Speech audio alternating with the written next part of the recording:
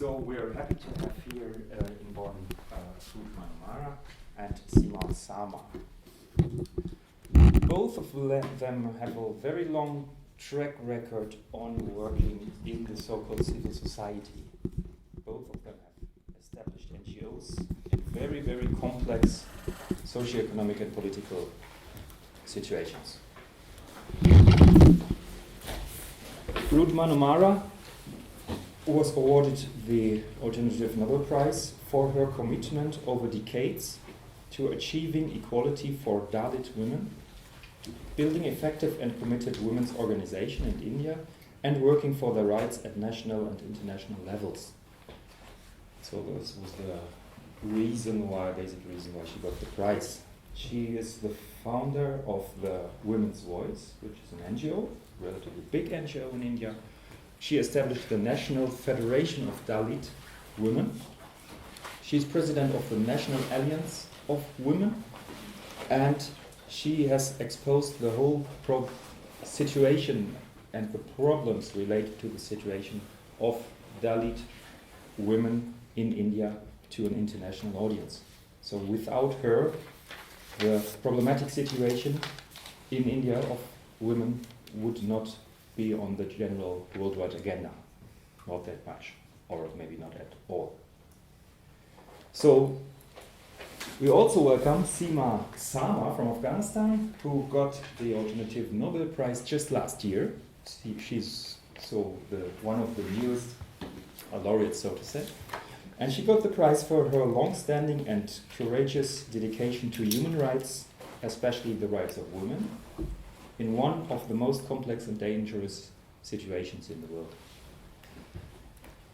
She has the chair of the Afghan Human Rights Commission. She was the chair, and in 2001 she was negotiating here at the Petersberg, very close to Bonn, in the peace talks, so-called Bonn, Afghanistan peace talks. This is one side of her career, of her work. The other side is that ever since the late 80s she established an NGO, Shuhada, and this NGO, ever since the end of the 80s, established around 15 clinics and hospitals, 71 schools for girls and boys in Afghanistan, as well as more than 30 schools for boys and girls in Quetta, which is in Pakistan, for Afghan refugees. The NGO run English computer courses for women, and it gives shelter for vulnerable women. In Germany we call this Frauenhaus. So she also has a more than 20 or 25 year track record in working in NGOs, in engaging and mobilizing people. So in the following, I'd like to ask maybe Ruth first about, maybe briefly in 10 minutes, how did you start with your engagement? And I believe it didn't come out from nothing, not just from a mood.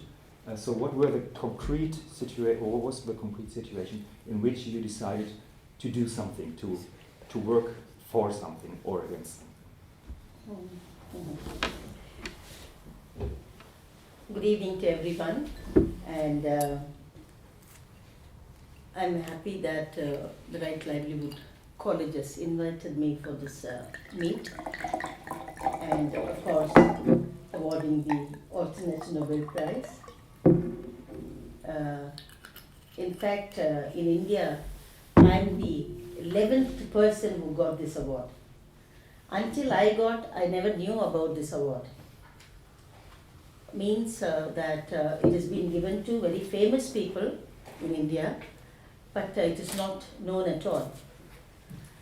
And they chosen me as a person who worked with the most ordinary people in India, the workers, the slum dwellers, people who are on the edges, and the marginalized, especially. In our constitution, name for such people is scheduled caste. And then the Dalit movement has given them a name called Dalits. Like when I've been, received the award, then there is really the Indian Express in Bangalore has written one-page article. One page. I mean, to get one-page article is really, and also a regional paper. And then they came and said, "What are you doing? What is it?" And by then they researched and found out who are the 10 other women. I also first time came to know, these are the people who got it. Why I'm saying this is not because it came, but I think that it is because of the commitment that I undertook, working in this issue for a very long time. First, my dedication for the poor has come in because I was a student, really motivated by many of the people, to be very surprised, Marx, Periyar, Ambedkar, and many women writers. One.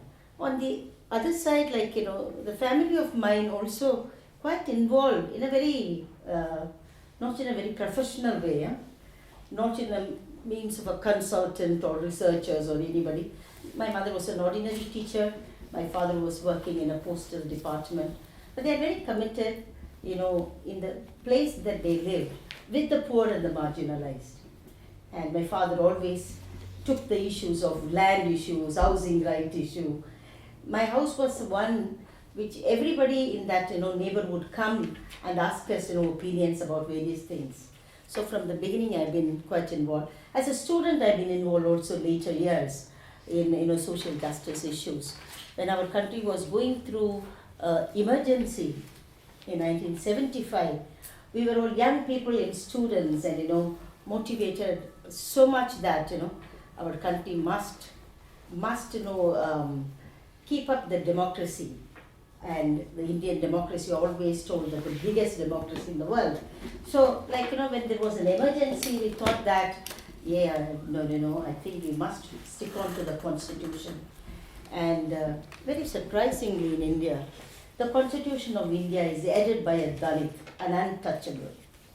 And he was the only person who was qualified to head the committee around that time, in 1950s. In fact, Jawaharlal Nehru and the team called Dr. B.R. Ambedkar. He's the constitutional, you call the father of the constitution, and he's the one. And he comes from an untouchable community. And he's the one who has given India a democratic framework, where of the people, for the people, by the people constitution. So I think, these are the things motivated and molded me to be involved with the poor. So as you have said very correctly, it doesn't come automatically, and we are not automatic consultants or automatic professionals, but people who have been read, who lived with the poor, and who also come not from a very rich background, but analyze the cause, why structures are really bad, not to respond to people's need. That's why some of us felt that instead of working in colleges and universities, when I finished my MA, my college, Stellmacher College in Madras, told me, you come and be a lecturer there. I went to the principal and wrote a letter to her, maybe when I get bored up in my activism, then I will come back to teach. I never got bored up in my activism, but I remained here with the people. You're going to ask me questions, or I can talk? I think we can ping pong and then go to Sima. So what were your starting kind of experience or kickstart? Yeah. Well, I began very early when I was in 7th grade because of the discrimination and differences between boys and girls within my family, first of all. And then within the community, because of my ethnicity, because of my religion. I didn't choose it. I born in a family with such a religion. Then I began to participate on some activities, political activities in the school, and tried to find ways that could give a kind of equality to the people. So it was quite early, and we participated on the demonstration in the schools on against some injustice in the school and so on. And then we, of course, I got a very leftist idea when I began all these things.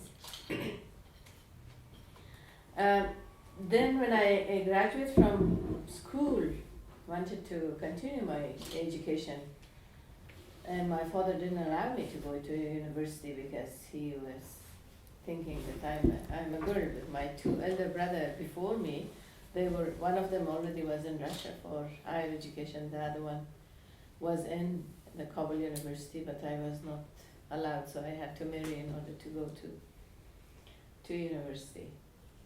And then we continued our political activities, but then we had a coup d'etat when I was a student in the university. Then after a year of coup d'etat, after 4 years of our marriage, and it was my 4th year in the university, and the medical faculty is 7 years in Afghanistan. Then my husband was a lecturer in the university, and he promised that he will facilitate my education. So that's why it was my step-cousin, Sasha.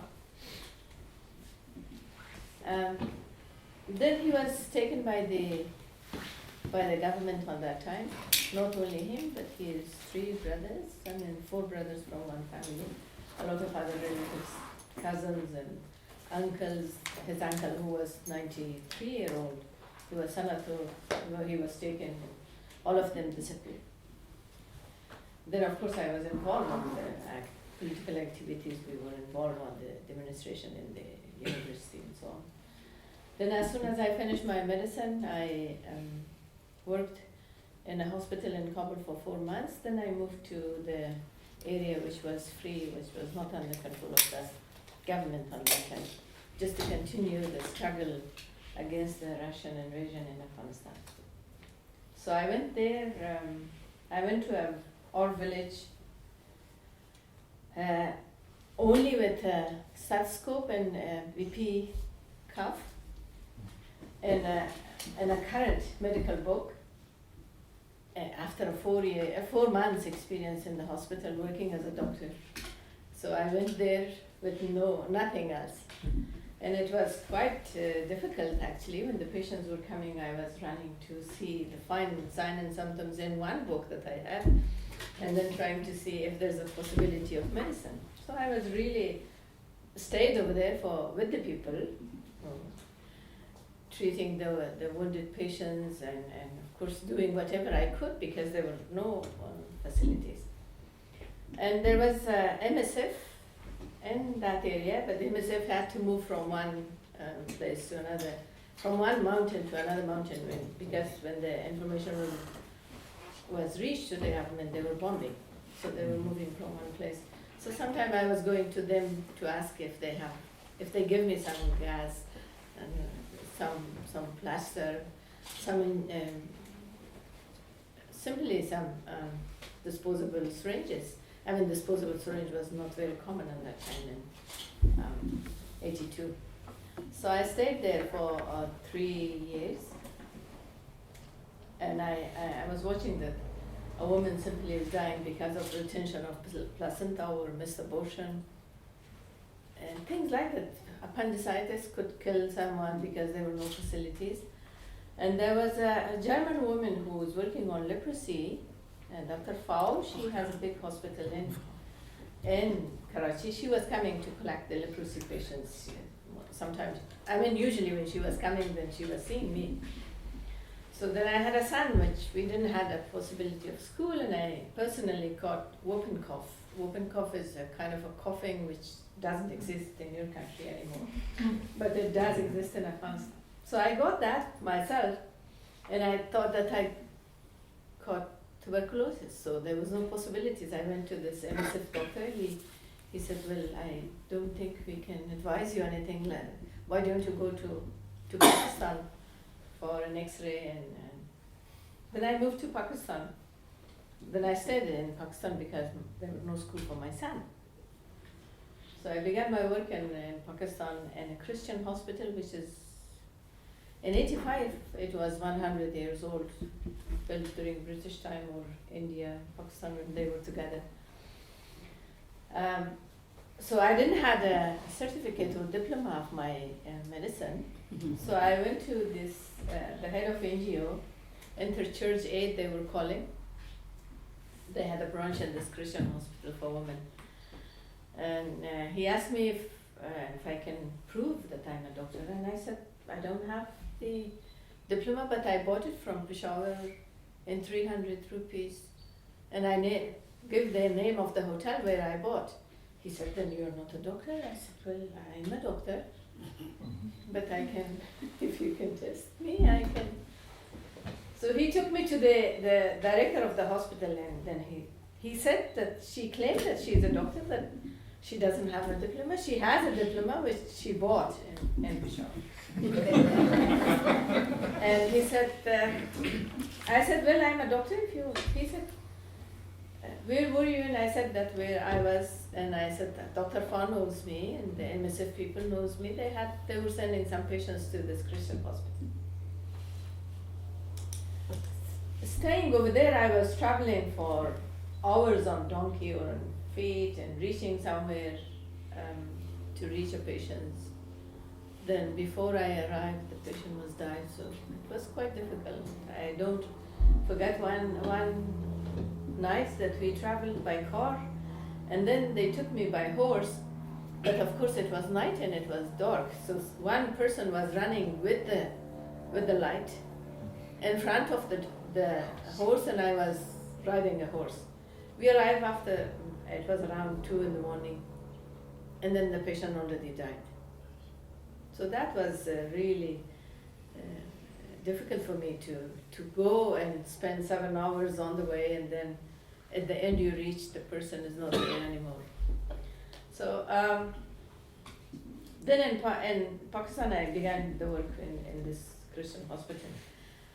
He asked some question about what is the common disease, and I said tuberculosis. He said, how do you treat? And I said, this way. And then he said, okay, you're a doctor.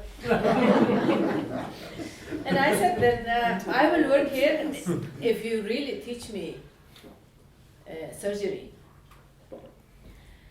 And in the meantime, this Dr. Fa called me from Peshawar and from Karachi, and said that she can facilitate, she can pay even my salary and my fees in Aga Khan Hospital in Karachi, that I could get my specialization on surgery, but I have to guarantee that I will go back to Afghanistan. And I was so revolutionary young, and I said, who you are, you're pushing me to go back to Afghanistan. This is my own interest, and I claim that I'm a good Afghan and loyal to my community. So I didn't go to Karachi. But I continued working in this hospital, so going early in the morning, leaving until the last patient I had. But one early morning I arrived in the hospital, and it was a young Afghan woman. She was pregnant for the first baby. She arrived there with convulsion in the hospital. She had eclampsia. And I was running here and there, the pharmacy was closed, the delivery room was even locked. I couldn't find a simple injection of Valium or diazepam to stop her convulsion. So I referred her to another hospital, but she died. Then I decided I should start a hospital for Afghan women and children. So nobody was really supporting any project for Afghan women, because women were not in the scene. The men were fighting, we were somewhere in the houses. And I went to this, it was a British old man who was heading this NGO. I said, I began to cry actually. And he said, what's happened? I said, well, this patient came this morning and she died because everything is closed. Our hospital can be run only from 8 to 2 o'clock. There's no emergency where they should go, and so on. I went to start a hospital. He said, well, we cannot fund you because the fundamentalists, Islami, will burn and attack our office. And I said, I promise that I will not mention to anyone that I got the money from you. So with a lot of discussion, he gave me the money, I began the hospital. And then we had the Norwegian foreign minister coming to see the hospital, and he came. I said, I'm so impressed, what can I do for you? And I said, can you find a hospital in my village? He said, yes, why don't you bring some? And I didn't know what to do. So I called an engineer from the area. I said, can you just draw something and give me rough calculation? I went the next morning with 2.4 million rupees proposal to him.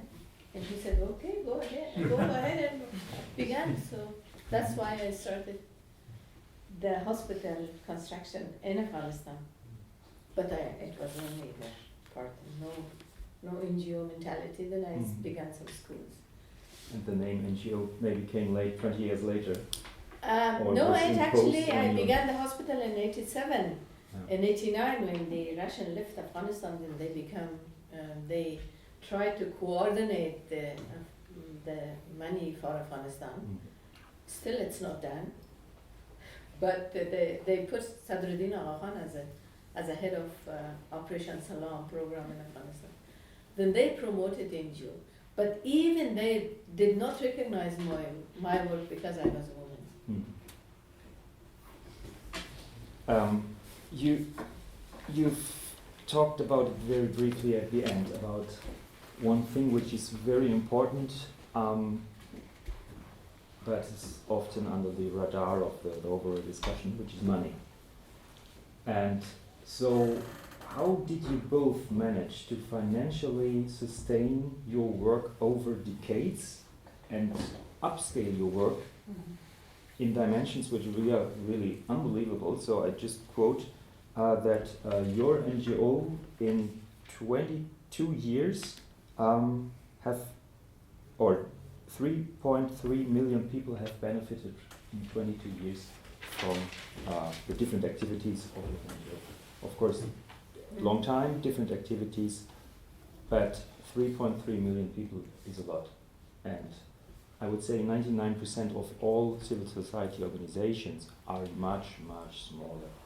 And so what would you say, or what would you both say? What is the kind of, what would you tell people who try to establish NGOs or to maintain NGOs, who have good ideas, work on concrete situations somewhere in the world, but still there's no money for that? I have a feeling like, good NGOs will not have good money. Yeah. I would say that because when we started, Sami is sitting there, Sami and myself, started together in the work. When we started, he was working in a very small slum development program. I was working in one of the training institute. It's an international Catholic organization called GRAIL. I think they have some headquarters also in Germany. And I was a trainer in training quite a number of groups there. And while I was working there in that program, we were living already in Bangalore. Bangalore is a very beautiful city. Like, it's called the Garden City. But inside the gardens, if you really go and see, there are a lot of slums which are very backward and very congested, and people were living in such dehumanized condition. Women at that time, when we started in 1978 or 79, and the women have to walk 5 kilometers to fetch water in a city like Bangalore. Of course, from 79, 80.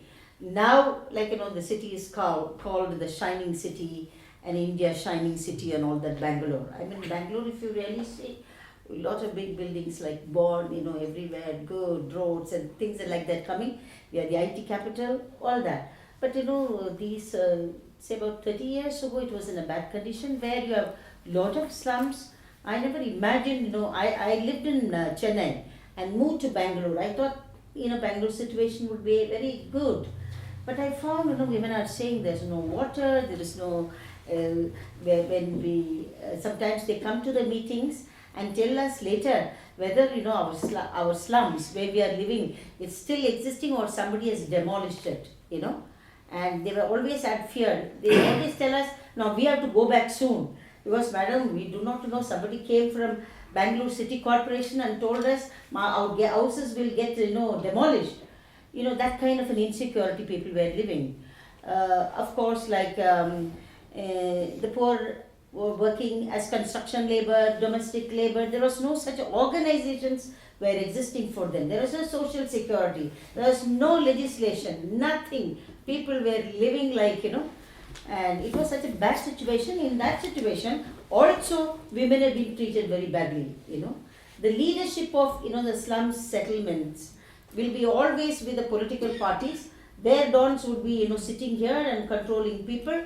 Nothing, no development at all. I was thinking Bangalore would have been better city than, Chennai and all that. Then it motivated me and, Swami that we must do something. When we started, we didn't have money. With a small amount of money, and I think that time we were in this big organization working, we got 500 rupees. And Sami was getting, because he's a community organizer, he was getting about 400 rupees. And we were living in a small, house in the slums, because that was easy where we could organize people. We were young at that time, so we were, doing jumping, doing all kinds of work. All our meetings used to take place in beautiful parks in Bangalore. That is where we used to started our organization in Lalbagh.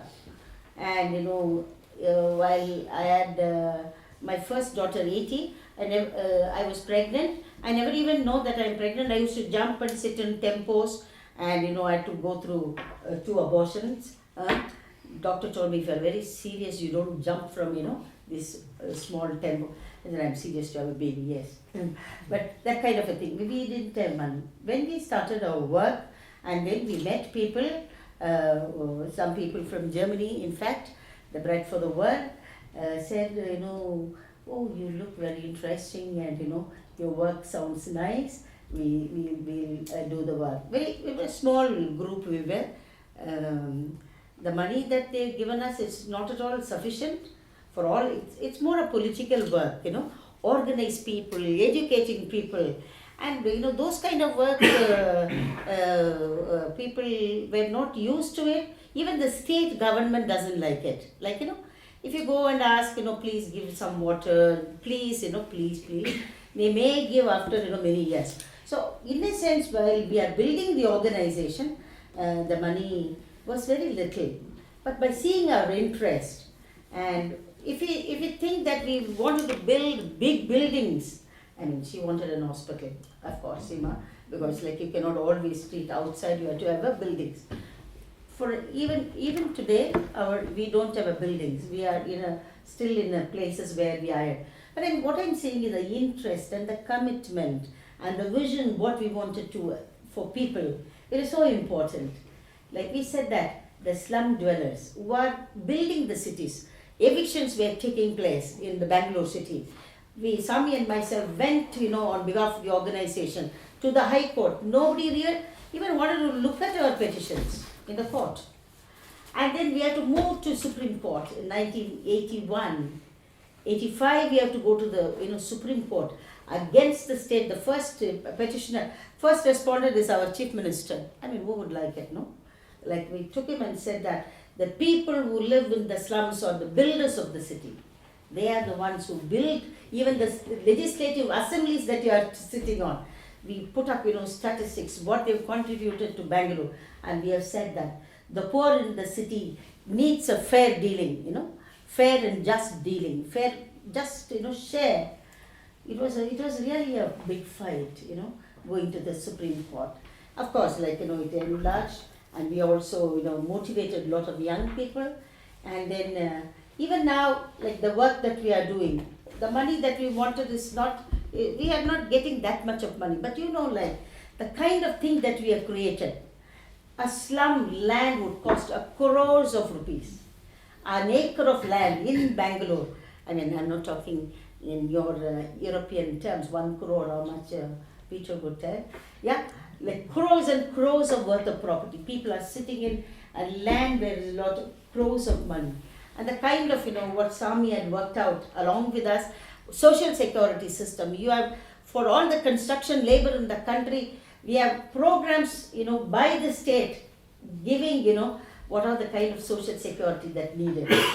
Women maternity leave, they given, 5,000 rupees, No, that is not sufficient at all. We have raised it to 50,000 rupees. We have children's education. Children of construction labor, any city colleges or private colleges can study now. Scholarship would be given to them. Today, with our commitment, with our work of the little money that has been invested and donated to us, and we are able to change the lives of millions of people today. Like Karnataka alone have 6 crore people. Like I would say, at least the largest population of workers first is agricultural laborers, then the construction workers, and the construction workers are getting these benefits, today. So like that, I would say that what is important is, like, building an NGO is not an important thing. Building people, if you have that vision, of course, you do that with an NGO. An NGO is not a very, not a bad word, non-governmental organizations. Of course, I don't like it to say we are non-governmental. We want to really get the shares from the government, what the people do. So money is important, but money cannot, solve all the problems. I think mobilization of people, educating people, gathering them, and they should realize it is our right by our own constitutions, not because of human rights, are talked about elsewhere, but human rights are built in our own constitution. Therefore, we claim those rights along with the people.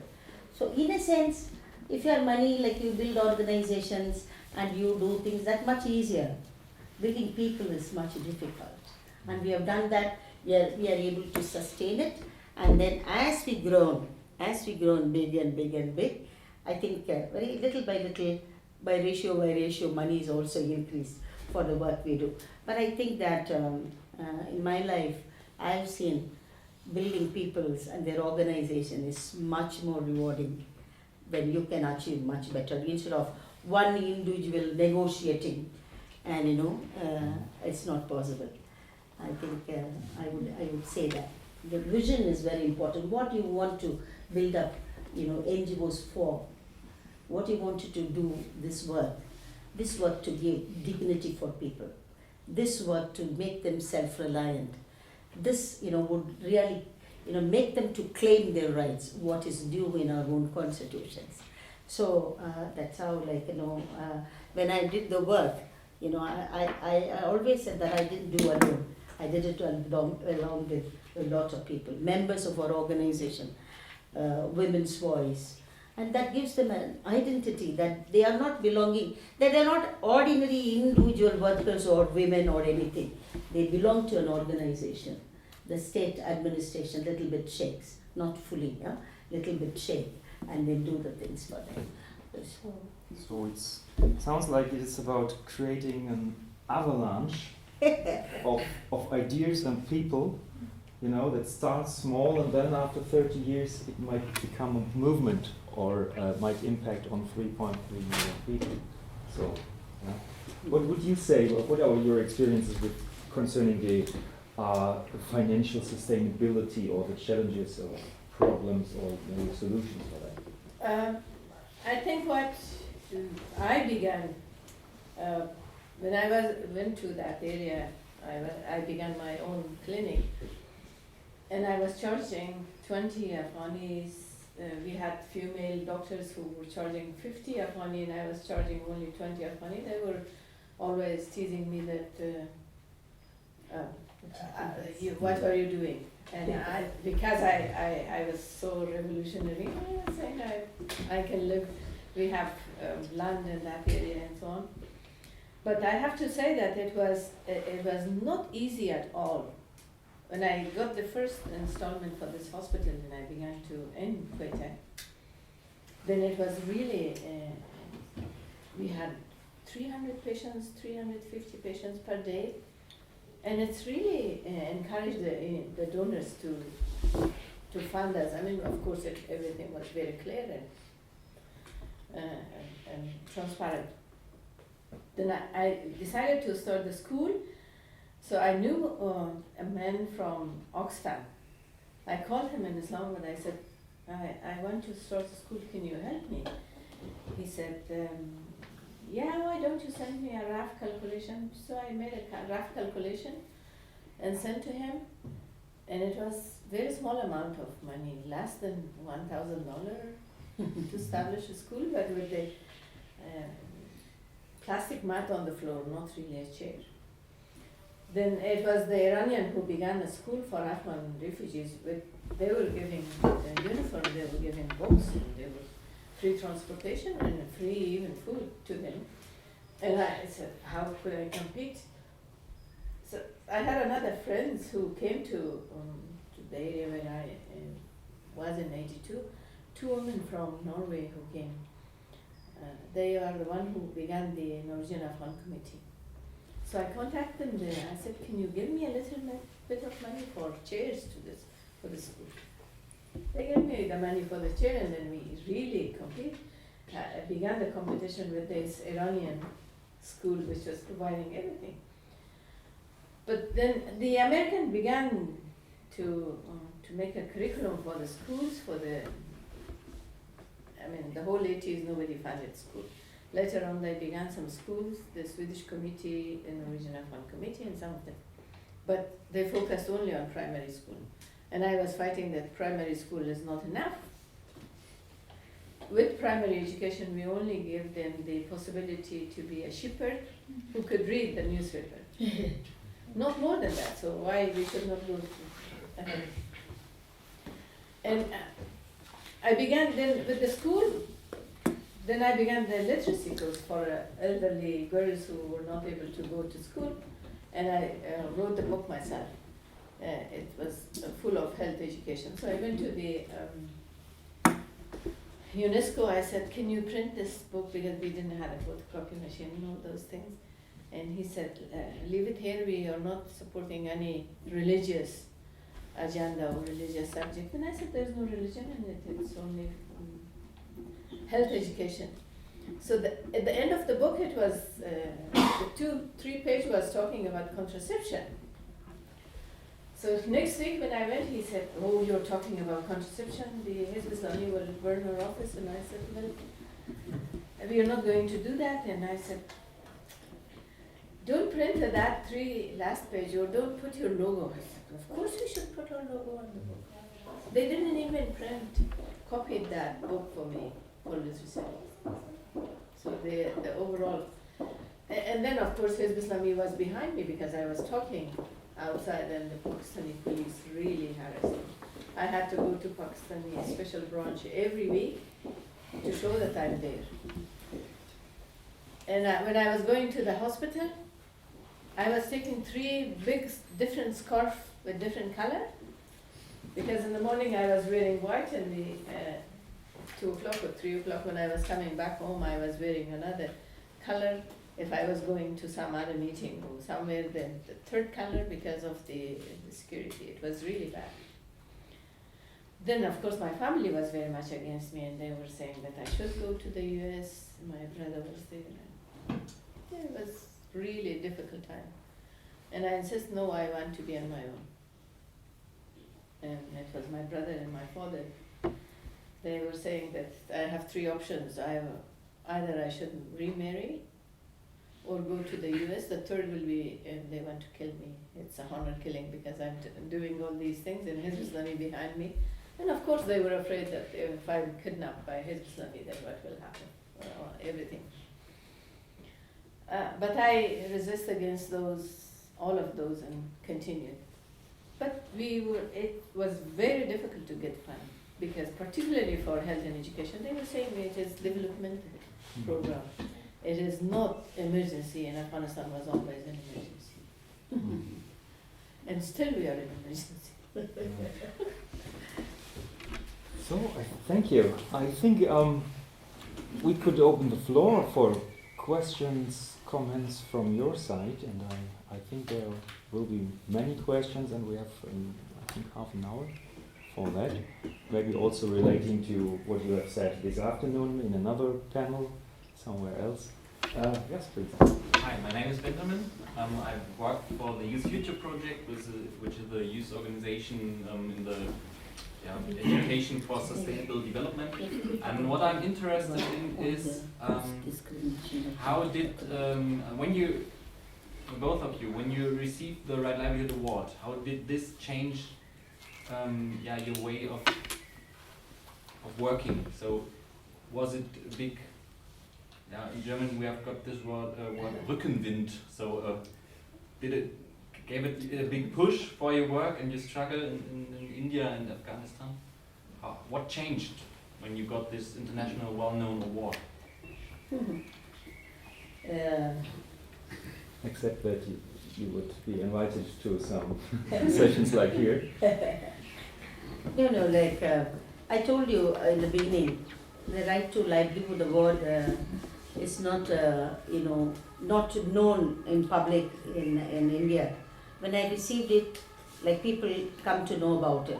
And they also, give us, while we get this award, they also, give us, some money.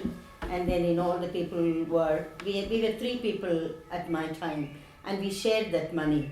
And a lot of people thought that, Ruth is getting a very big money. They thought that the entire money belongs to me. Hey, now Ruth, you have become very rich, they said. But I said, no, I also wanted to put this money into my work. At least major portion of that. I think there's a deal also when we get the Right Livelihood Award, we also spend this money for our work. I think it's not just given to individual, it's also given to the work. So majority of the money went to our work. Then what happened is, first of all, in India, like when we get money like this from abroad, we have to have a clearance, tax clearance. In my case, like I made an application to the finance minister. In my country, to do such things, you have to bribe people. So somebody said, if you give some margin, we will work it out in Delhi. Sami said to me, like, somebody can work that for you. I said, no. This money, is being given for a noble cause. This cannot, and I cannot get it like that.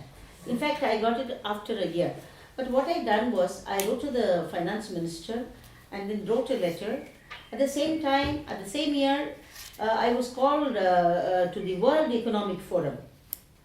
And because I got this award, I think the World Economic Forum were looking for social entrepreneurs, and they also went to the web of Right Livelihood Award and found that I got it in 2006. I think in December or something like that, I don't remember the month, or beginning of 2000. The World Economic Forum will be attended by our finance minister, with all the industrialists and their wives and their families will come in Davos.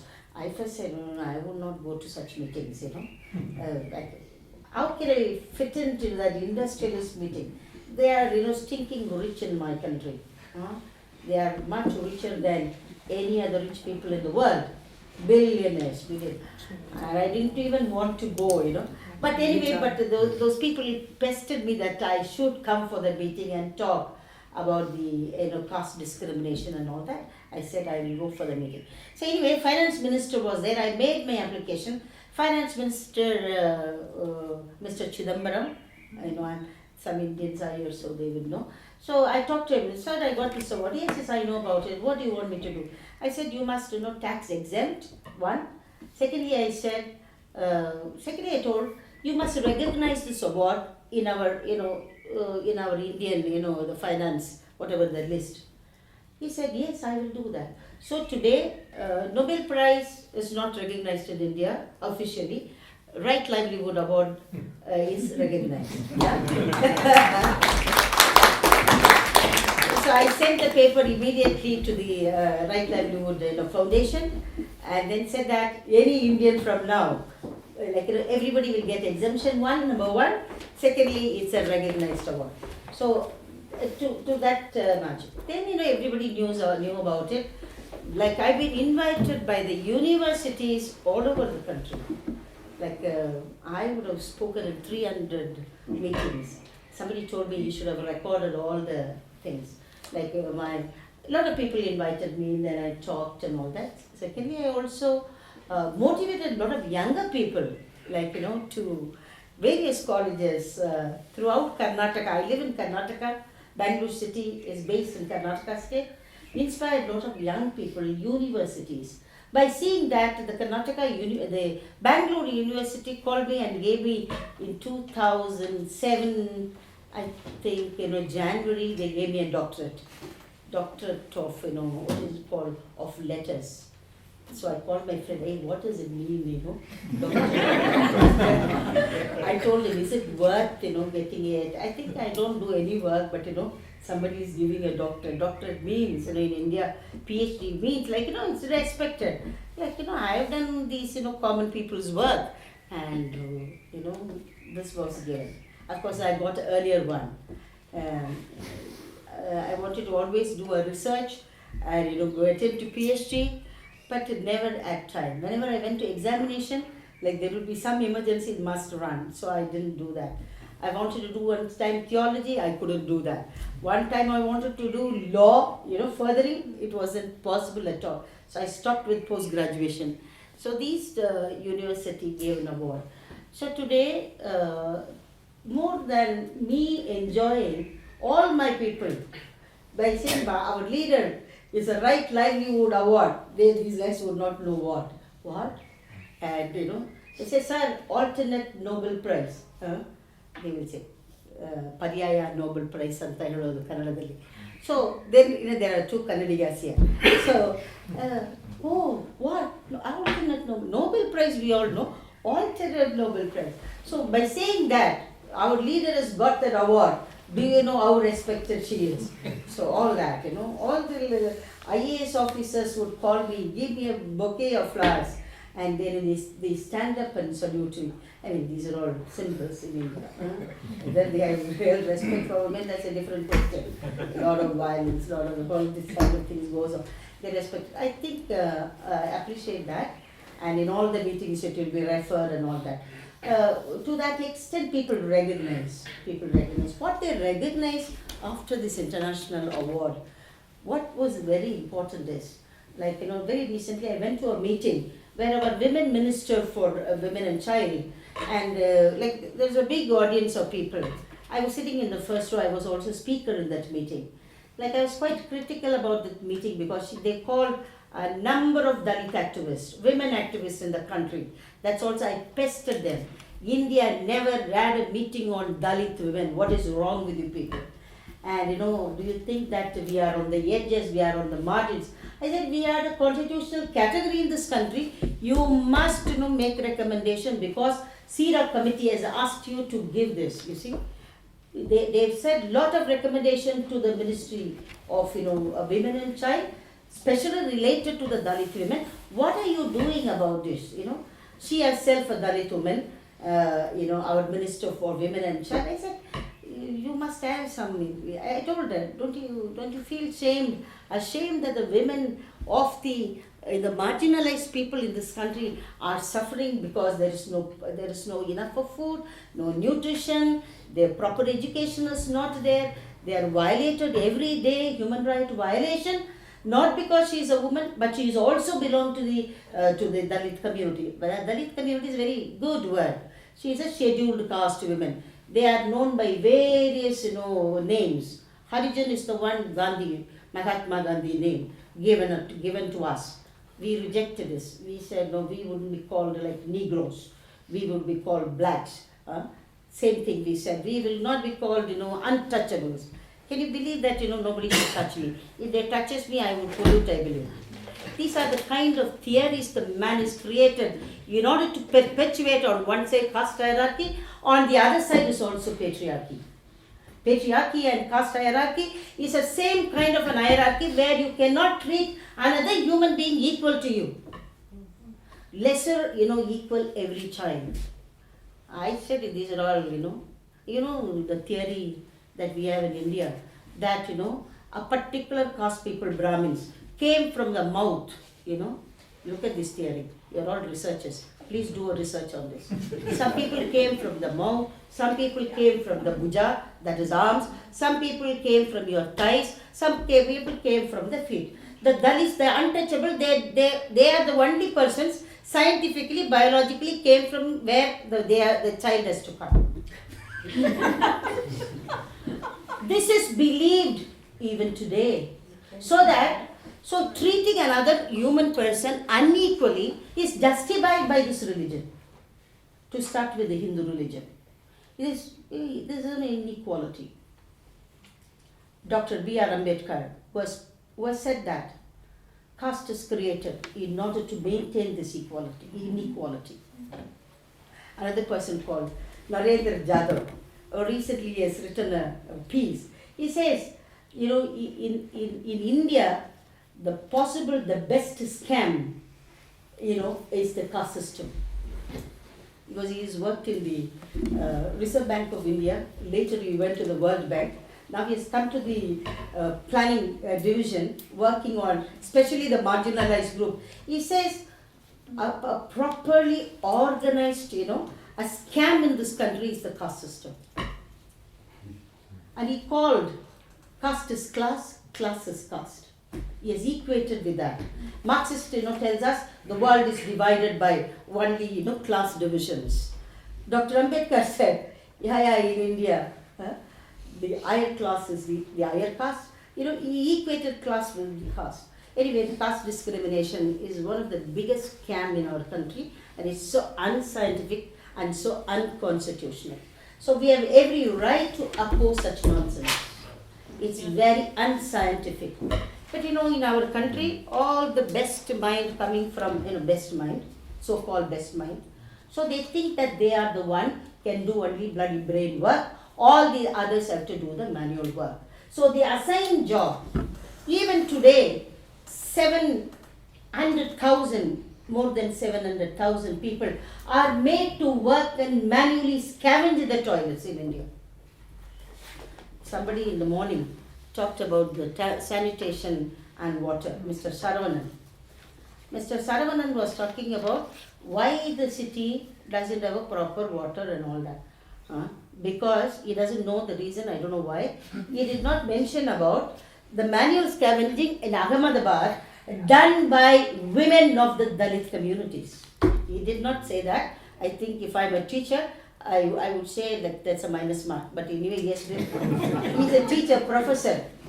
And he was calling people, or he's not there, he's surrounded there, I would tell him, that he was calling these people low caste. Who determine low caste or higher caste? Who determine that some people have more brain, some people doesn't have brain. So I'm saying that these are all manipulated. These 700,000 people today, my Indian friends are here. Am I talking the truth or not? When they come to these foreign countries, they understand better. When they are in India, they don't understand this. Yeah? So I think that one of the things that the manual scavenging is done by these people, and you have schemes, you have laws, you have money for them. The bureaucrat class doesn't use to rehabilitate them. They go to the Supreme Court. Supreme Court says just give me this. All the state asking them to produce in your own state how many people are doing the manual scavenging. They went in, instead of saying that how many people are involved in manual scavenging, they went and counted how many dry latrines are there in our country. Okay? I noted even down there. This is very interesting. So, how many dry latrines are there? 7,94,300 and 73% in rural areas, 27% in cities. This is shining India. And I was in the planning commission in the state. I was in 9th 5-year plan, 10th 5-year plan, 11th 5-year plan, 12th 5-year plan. One of the things shocked me that we still not produce toilets for people in India. I'm sorry to say that. If my ambassador is sitting here, she would say, don't take Ruth Manorama in our country back for dry latrines, So what I'm saying is, people are involved in doing this and cleaning. This is very comfortable, so that you don't need to pay. So the caste system determines your opportunities. It determines your status. It gives you an opportunity, which caste you belong to. That opportunities are provided there. I'm not talking about reservation rights for Dalits. It is pittance. What we are demanding today is an equal share for us in the national wealth. Not the special component plan. We have special component plan. That plan never reached the people, their lives. It has not altered. Very little it has done. I think that at least it should do. It has done very little, but it has not altered or transformed. So I'm saying that discriminated people in this country need to be looked into. So I expose this. One other thing will be interesting. I don't know whether Till will throw me out now. Use me 5 minutes. No, really. We have to, I think, allow some other people to pose questions. But this might be interesting, isn't it? Tell him that you'll ask questions. Okay. Well, I don't only think, I know. I'm negotiating with you, that's No, but please. So in a sense, there is a lot of recognition that our work has gone up, but it's not because of this alone. It has added, but because we continuously raise the questions of injustices in the country very, very boldly. Yeah, in international arena we raise. Caste discrimination is not accepted one in the international domain. You talk about caste discrimination, they say you settle the scores inside your country, don't bring it outside. So the development activists like us are also called, Naxalites. We could be, what is Naxalites? It's like terrorists, is equivalent to that. So all these dangers. So we raise these questions very, very boldly. I think that Right Livelihood Award would give us, safety, security. The international world will arise, isn't it, Sima? When something happens to us, I think people will rise and say, no, she has raised the right point. So I think that the profile has been increased. It will contribute to our work. Okay, please. Yeah, I'm Peter Landset. I've been working in EED, the Protestant Development Corporation, Evangelischer Entwicklungsdienst here in Bonn for many years, and we have been partners to Women's Voice in a small way many, many years back. And at that time you were organizing the women and people in general in the slums in Bangalore. And you were also starting to network with many other organizations in the city and all over Karnataka, and then even in Tamil Nadu and other states. And I'd be very interested now after so many years, 20 years, 35 years you're working, but even in Afghanistan, as an activist, what is the role of, how do you see the relevance, of networking with other civil society organizations in the state, beyond the state, in order to achieve the political ends that you actually want to achieve? I would say was that important, or are there better strategies? I think that is one of the strategies not only found in India. I think this pattern has been increased. Just really build your, strengthen your solidarity, strengthen your groups. In fact, I started this group called Women's Voice in Bangalore and worked with the most poor women in the slums. The work was really tough, but it's very enjoyable. Like you go by, slum by slum, mobilize women, build up leaders, build up really fighters, put forth their demands, and then stand there and protest and see to that water comes there, the legal rights for the slum, you get it. All that we have done.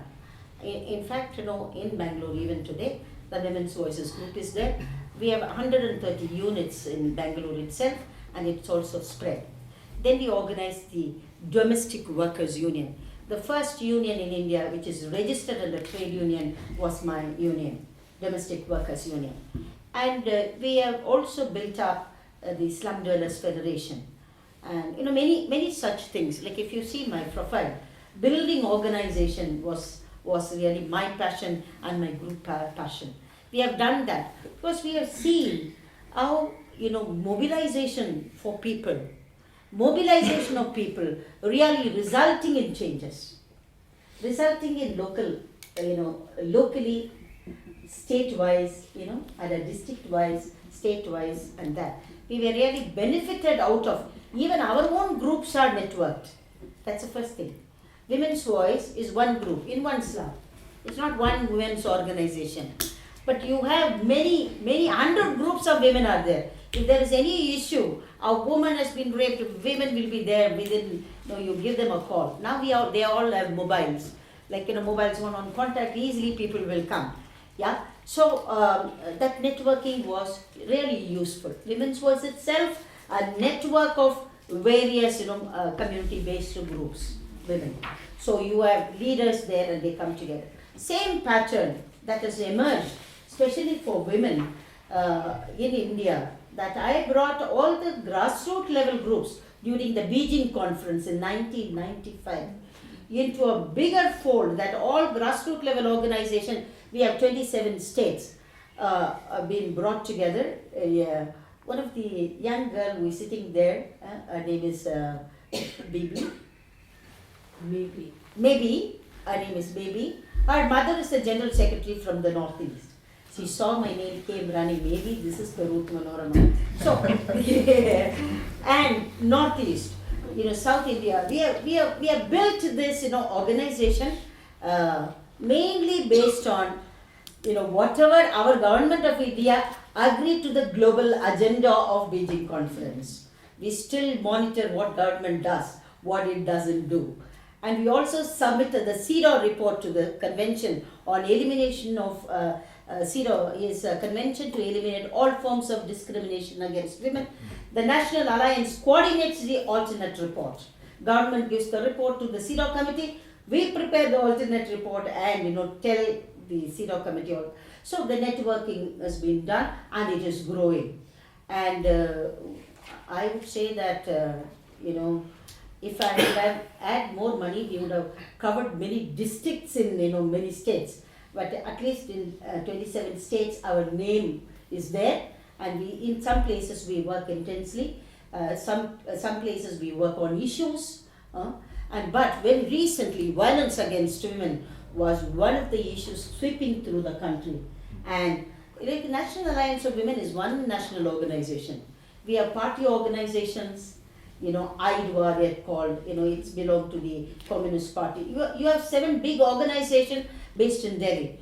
And, we from the grassroots level women, we built the 8th organization and we are working there. And related to, this violence against women, totally all the groups in India really made a noise because also the youth in the country arose for the first time. The first time they mobilized themselves to stop corruption in India. The second time they got mobilized on violence against women. So networking. And similarly I have done it for the National Federation of Dalit Women.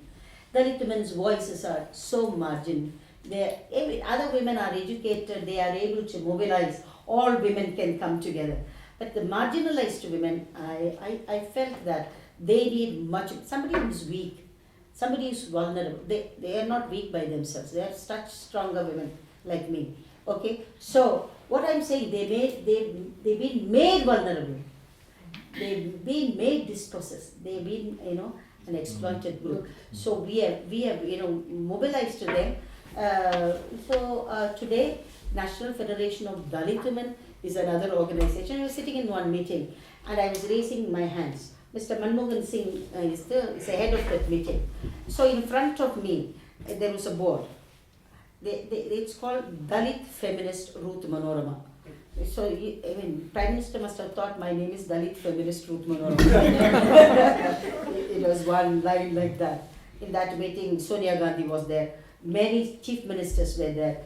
All the governors were there. That meeting is to control population. Stabilization of all. You cannot call, nowadays, reducing numbers is not the word after, the Cairo conference. So it is, sorry.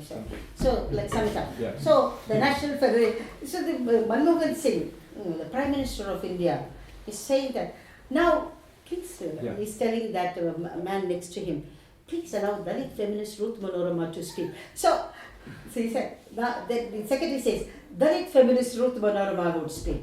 I said, yes, I would speak now. Then I raised my hand and I spoke. I said this, sir, reducing the number is not the answer. Give them food, give them health, give them education, empower the communities of the poor. That there will be automatically reduction of numbers in production. That's all I said. Oh, Sonia Gandhi was saying this, that, and all that. I said, Sonia Gandhi ji, you have 2 children because you know it will survive. I have 2 daughters, I know it will survive. For the poor, even if they have 6, it will not survive. That is why they will have 6 or 7 or 8. If you've given them protection and security, they will survive. Finished. Yeah. Like all the others said, yes, we agree with Ruth Manorama. I said, give this to people. Food security, health security, human dignity is more important than talking about reduction of families. We have enough of resources in India. We have enough of land, enough of mines, enough of water. I mean, I think distribution of resources is must. So I think that we make a difference like this in our Good. So, okay, maybe we can collect some questions. One here and I hope I answered you. Okay. Yeah. Thank you, boss, for really inspiring talk. I'm really inspired by the talk of the boss. My question to both of you is quoting this Charlie Chaplin in his film of Great Dictator. He says, our science made us cynical. We think a lot and feel little. And taking you said like great mind and best mind. And just my question is, it is not about really having a great mind, coming from our countries, doing a PhD here and going back. And I'm really against the literature of brain gain and brain drain and all. After all, what kind of brain are we talking about? It is not only about brain. It is about a personality, integrity. It's not about being sensitive, feeling the suffering of the people. That kind of personality we are talking about. My question related to this is, looking from that activist, very locally involved perspective, when you see like the scholars, I'm sure you have seen a lot of researchers who are coming to research delete and all these things. I mean, can you tell us how much scientists, researchers have frustrated? We do a lot of fishy businesses, calling, like giving, normalizing, kind of giving a nice word to a very bad deeds and all those kind of things. I mean, can you talk a little bit about this? I think the medical doctor has to speak. I think I'm not very much in academic circles, but in terms of research, unfortunately, Afghanistan is one of the good case studies because, as I mentioned in the morning, that we have a lot of non-Afghan experts because everybody comes and work for 6 months and then they write a book and it's a bestseller book and they really make a lot of money on the research and they guide the people in the wrong direction. I had a discussion with the State Department and I said, from the beginning of your last intervention in Afghanistan in 2001 until now, different administration came and go, but you have the same advisor. Did you ever ask your advisor why everything goes wrong? And then this man who is very much human rights friendly, he worked with human rights in India before and now he's under Secretary for Human Rights. He said, Sima, I know whom you mean. And I said, yes, I do know. You know and I know, but I can tell the name of that person sitting around. So I think what I believe that we should not give the possibility for the others to come and do direct also. I mean, research is a good work, it's a scientific work, but all the time it's not with goodwill. You know, it's a project of somebody. We have the reform of the judiciary system in Afghanistan, so they came with the priority for reform of the judiciary system. One of the priority is to promote the traditional justice system or informal justice system. This Jirga tribal we have in Sudan and we have in Afghanistan. And we were fighting for this. Why are you doing this? And imagine the British brought a expert who did something, same work in North Kenya, and he was trying to legalize or legitimize this informal justice system where it's always violate the women's rights. It's all male dominated, and it's even these days it's dominated by the warlords rather than the elder in the community. So he was saying that the British ambassador invited all of us for dinner, and we were opposing this informal justice system because I was saying that we need to live under the rule of law rather than informal tribal structure that we already have in Afghanistan. And then because they're looking for their own opportunity and their own to make long their own CVs, this man said, well, it's needed and it's cheap, it's accessible. The majority of people go to this justice system. I said, you want a project, and I want to live under the rule of law as an Afghan. And then, of course, the British ambassador got so upset with me that, Sima, we will leave your country anyway. And I said, Mr. Ambassador, I'm sorry to say, but you left our country 3 times before, and you will leave it this time also, for sure. But leave something good behind you. So the reason I'm saying this example is that some of the research doesn't always guide you in the right direction, because it is the mentality and perception and the political opinion of that person is involved. Because simply some of the cases, normal cases that we face every day with the violence against women, I see it from different angles than a judge sitting in a court and another woman who has different opinion. I mean, on these laws in Afghanistan, they bring women, the covered women, and they claim that they are the protecting Sharia, and it talks against us when we are talking of equality. So it is human being. We are always focused on our own way of thinking and doing the work. So I don't know how much in India it's same, because if you read the research in Afghanistan, most of the time they don't have same recommendation. And they came up with well, we do have a lot of expectation from Afghanistan. They have never been governed. They're tribal. They're religious. They're proud of being having guns. So, and then guide us where in the current situation that we're in. Okay, thank you very much. At the very end. Can I just say something on this? I think Yes. social sciences are a very important discipline. There was an article very recently that, like people are into now IT industry, like most of the people choose IT, business management, and lot of studies which would give people as soon as they finish their education lot of money in their hands. But social sciences and many of the universities are closing out. But I'm saying that social sciences, I'm a student of social science.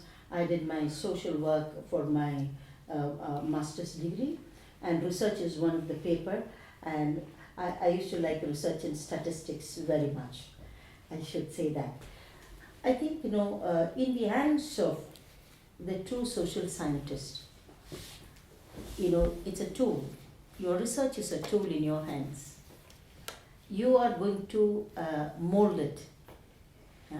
Like our social activists, we have a tool of organizing people. How I organize? I organize for a Hindutva party. I can organize for a secular India, you see? And so it's a tool in our hands. Yeah. So therefore, I think that social sciences is a tool to bring about a transformation in our societies, wherever there are what you call a poison has been introduced. There is a Dalit poet called Arun Dangle. He says that a poisoned bread. He talks about the caste discrimination through his poems. Arun Dangle from Maharashtra. He says poisoned bread.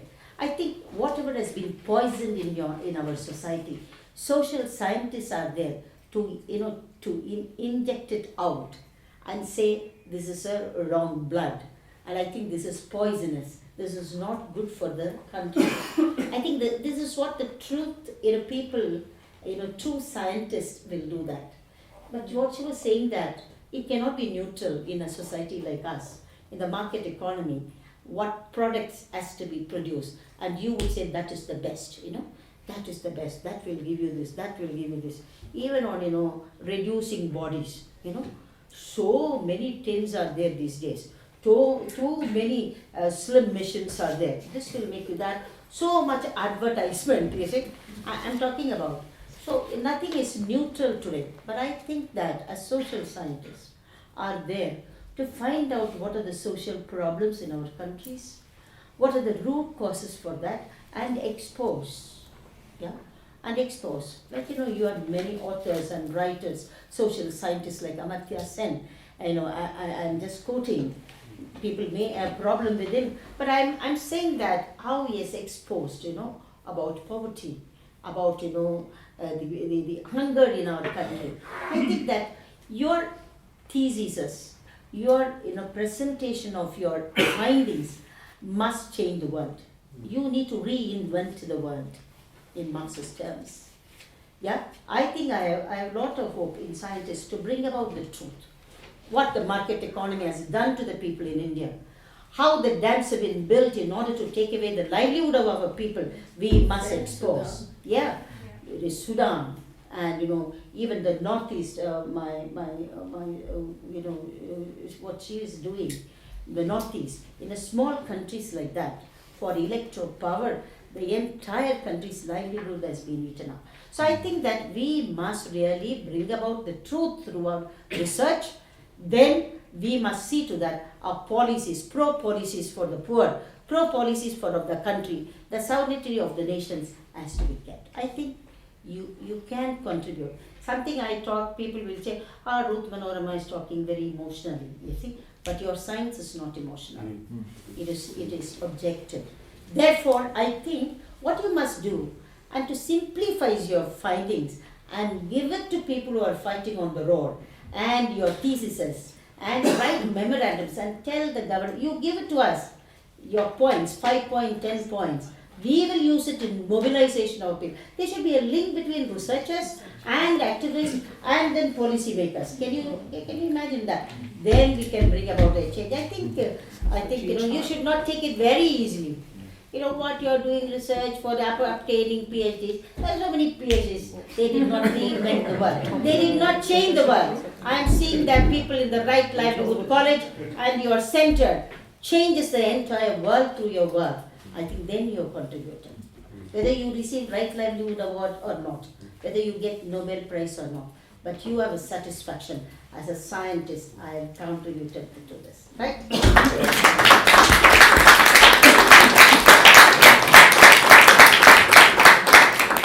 Thank you. Yeah, I have to clarify that I'm not against research, but it is not to be meant political oriented, but for the, yes, manipulated by the powers. Yeah.